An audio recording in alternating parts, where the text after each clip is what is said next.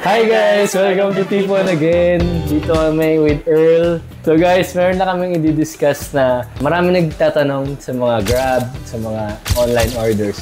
Kung bakit ba ang daming ice? Kahit hindi lang sa amin guys, pati sa mga ibang restaurants, ibang cafes.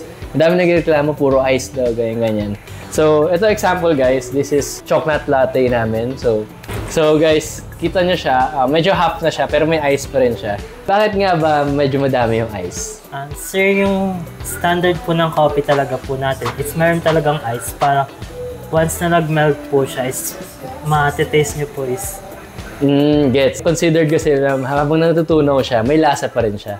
Considered kasi siya na hindi mo siya uubusin agad, na iinumin mo siya na unti-unti. If you want nyo rin po ng no ice, you can request naman po sa Tipon po. Pero expect na lang nila expect nyo na lang po na less po less talaga yung quantity. Pero guys, pasok yun sa standard.